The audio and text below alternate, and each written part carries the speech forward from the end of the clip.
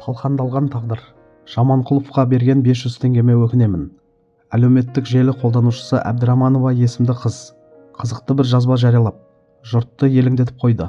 Бұл туралы Demokrat.kz сайты хабарлайды.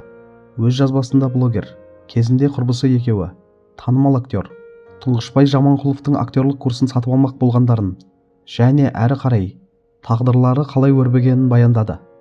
Блогердің жазбасында 500 теңге бір адамның тағдырын қалай талқандағаны туралы керемет айтылады.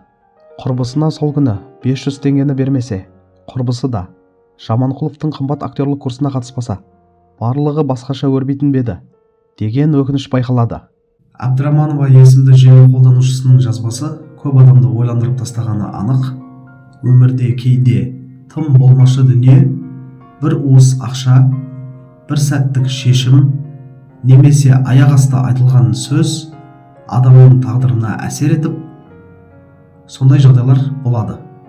Блогердің құрбысына сол күнгі 500 теңгені бере салуы әдетте күнделікті үлкен мәні жоқ әрекет сияқты көрінеді. Бірақ соның нәтижесінде құрбысының Тұңғышбай Жаманқұловтың актерлік курсына қатысуы, кейін өмірінің мүлде басқа арнаға бұрылуы бұл оқиғадан үлкен сабақ бар екенін көрсетеді. Бұндай жағдайлар өмірдің күтпеген бұрылыстарға толы екенін дәлелдейтіндей.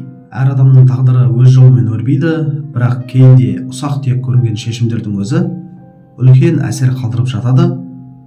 Блогердің сөздерінен өкініштен гөрі таңданыс, өткенге ой жүгірту байқалады.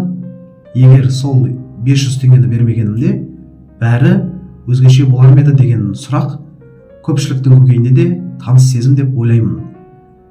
Өйткені бізде кейде өткен шешімдерді ой елегінен өткізіп, осылай емес, былай болғанда ше деп толғанатынымыз бар.